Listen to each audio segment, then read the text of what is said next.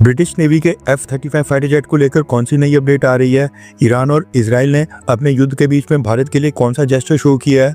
Bharat Pakistan cease fire के ऊपर Donald Trump ने अगेन कौन सी स्टेटमेंट दी है? एंड भारत में बैठे दलाई लामा ने कौन सी अनाउंसमेंट की है जिसके ऊपर चाइना भी अब नजर टिकाकर बैठ गया है? काफी सारी इंपॉर्टेंट अपडेट्स आ रही हैं जो आपको मेन स्ट्रीम के न्यूज चैनल्स के ऊपर भी देखने को नहीं मिलेंगी, इसलिए वीडियो को एंड तक देखिएगा। सबसे पहले बात करते हैं ईरान और भारत के बारे में। दरअसल ईरान इजराइल युद्ध के बीच भारत को एक बहुत ही बड़ी डिप्लोमेटिक विन मिली है। आपको याद होगा रशिया यूक्रेन वॉर जब शुरू हुआ था तो भारत के स्टूडेंट्स को इवैक्यूएट करने के लिए भारत ने रशिया यूक्रेन के बीच कुछ घंटों के लिए वॉर को रुकवा दिया था। सेम वैसा कुछ यहाँ भी हुआ है। दरअसल ईरान की स्पेस इस समय कमर्शियल फ्लाइट्स के लिए पूरी तरह से बंद है। ईरान ने कमर्शियल या चार्टर्ड फ्लाइट्स इनके ऊपर पूरी तरह से बैन लगाकर रखा हुआ है, लेकिन भारत की रिक्वेस्ट और इजराइल के साथ नेगोशिएशंस के बाद अब ईरान का एक बहुत ही बड़ा एयरपोर्ट इंडियंस को इवैक्यूएट करने के लिए खोल दिया गया है। सबसे पहले आप ये ईरान और ईरान के पड़ोसी देशों का मैप देखिए। ये लेफ्ट वाली साइड के ऊपर अर्मेनिया है और ये ऊपर तुर्कमेनिस्तान है। भारत सरकार अभी तक क्या कर रही थी कि इंडियन स्टूडेंट्स और नेशनल्स को पहले इन दोनों देशों में ले जा रही थी, उसके बाद यहाँ पर अकोमोडेट करने के बाद यहाँ से भारत के लिए स्पेशल फ्लाइट्स अरेंज कर रही थी और फिर इनको भारत लाया जा रहा था। लेकिन अब ईरान और इजराइल दोनों से ही बात कर ली गई है, जिसके बाद अब भारत ने ईरान की स्पेस से ही भारतीय लोगों को रेस्क्यू करना स्टार्ट कर दिया है।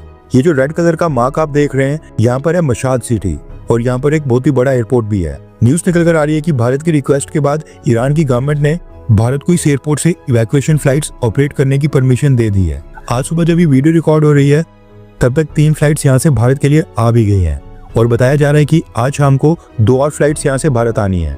अब इस एयरपोर्ट से इवैक्यूएशन करने के लिए ईरान ने भारत के सामने एक कंडीशन रखी थी और कहा था कि यहाँ पर मशाद एयरपोर्ट से वो बस ईरान की एयरलाइन कंपनीज को ही इवैक्यूएशन फ्लाइट्स ऑपरेट करने देंगे। इसलिए भारत मान गया और इस एयरपोर्ट से इंडिगो की जगह ईरान की महान एयरलाइंस में इवैक्यूएशन हुई है। ये चीज भारत ने इजराइल को भी कन्वे कर दी थी कि भारत ईरान के मशाद एयरपोर्ट से इवैक्यूएशन फ्लाइट्स ऑपरेट करने जा रहा है, जिसके लिए हम ईरानियन एयरलाइंस महान एयरलाइन का इस्तेमाल कर रहे हैं। इजराइल ने भी इंश्योर किया कि उनके अटैक्स में इंडियंस को कोई भी नुकसान नहीं पहुंचे। अभी तक 1000 इंडियंस को ईरान के मशाद एयरपोर्ट से भारत तक ला लिया गया है। अगर ईरान की सरकार भारत के लिए स्पेशल जेस्चर दिखाते हुए ये एयर स्पेस से बैन को नहीं हटाती तो फिर ये 1000 लोग पहले तुर्कमेनिस्तान या फिर अर्मेनिया जाते और वहां पर कुछ घंटे रुकते और फिर वहां से इंडिगो की स्पेशल फ्लाइट में इनको भारत लाया जाता। नेक्स्ट अपडेट आ रही है ब्रिटिश नेवी के F-35 फाइटर जेट को लेकर, जो पिछले 7 दिन से भारत के तिरुवनंतपुरम एयरपोर्ट के ऊपर पार्क्ड है। इसको लेकर देश की सबसे बड़ी न्यूज एजेंसी NI की तरफ से न्यूज निकल कर आ रही है कि ये F-35 फाइटर जेट सबसे पहले तो लो फ्यूल की वजह से इमरजेंसी में इसको भारत में लैंड किया गया था। भारत में लैंड होने के बाद जब इंडियन एयरफोर्स ने F-35 को टेक्निकल सपोर्ट और रिफ्यूलिंग प्रोवाइड की, उसके बाद F-35 के पायलट ने इसको वापस से फ्लाई करके ब्रिटिश नेवी के एयरक्राफ्ट कैरियर के ऊपर ले जाने की कोशिश की और उसी दौरान इसमें हाइड्रोलिक फेलियर आ गया है। हाइड्रोलिक फेलियर का मतलब होता है जब फाइटर जेट का हाइड्रोलिक सिस्टम काम करना बंद कर देता है, जो कि फाइटर जेट के इंपॉर्टेंट पार्ट्स जैसे कि विंग्स, टेल, लैंडिंग गियर और ब्रेक्स को कंट्रोल करता है। फाइटर जेट्स में हाइड्रोलिक सिस्टम प्रेशर लिक्विड से चलता है जो इन सभी इंपॉर्टेंट पार्ट्स को मूव करता है। एंड अगर हाइड्रोलिक सिस्टम फेल हो जाए तो पायलट के लिए फाइटर जेट को कंट्रोल करना काफी मुश्किल हो जाता है।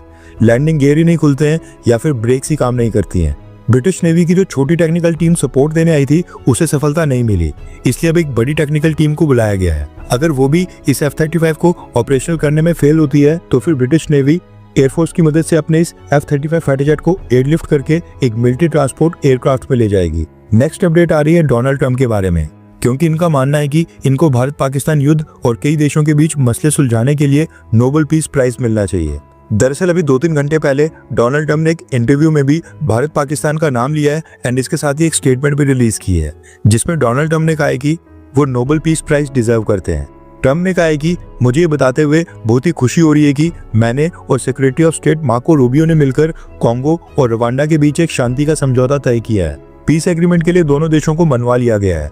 अब इन दोनों देशों के बीच कई दशकों और सालों से जंग चल रही थी जो बहुत ही खूनी और डेंजरस थी। अब रवांडा और कॉन्गो के लोग एग्रीमेंट साइन करने के लिए मंडे को वॉशिंगटन आएंगे। ये अफ्रीका के लिए बहुत ही अच्छा दिन है और सच कहूँ तो दुनिया के लिए भी।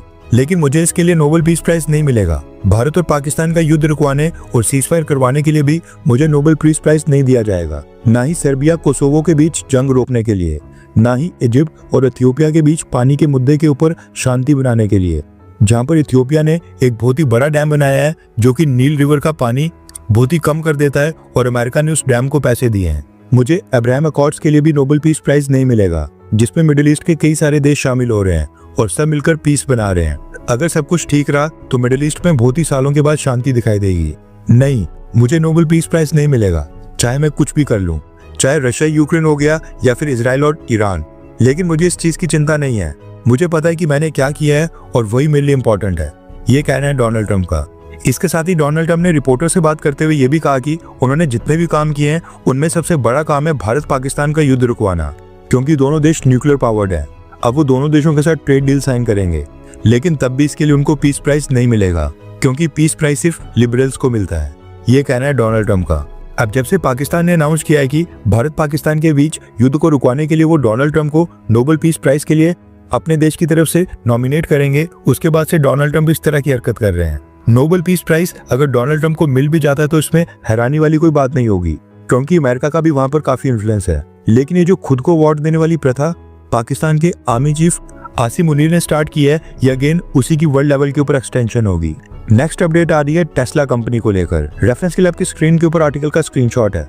दरअसल न्यूज निकल कर आ रही है कि टेस्ला कंपनी जुलाई महीने में भारत में अपना पहला शोरूम ओपन करने जा रही है। ये पहला शोरूम मिड जुलाई महीने में महाराष्ट्र के मुंबई में खोला जाएगा और उसके अगला शोरूम देश की राजधानी दिल्ली में खोला जाएगा। टेस्ला ने अपने मॉडल वाई कार्स को चाइना के मैन्युफैक्चरिंग प्लांट से भारत में इंपोर्ट करना ऑलरेडी स्टार्ट कर दिया है। कई सारी कार्स भारत के अंदर आ गई हैं और ये जो मॉडल वाई कार है ये टेस्ला की ग्लोबल लेवल के ऊपर बेस्ट सेलिंग कार है। कंपनी कर्नाटका और गुड़गांव में वेयर हाउस और स्टोरेज फैसिलिटी ओपन करने के लिए स्पेस भी ढूंढ रही है।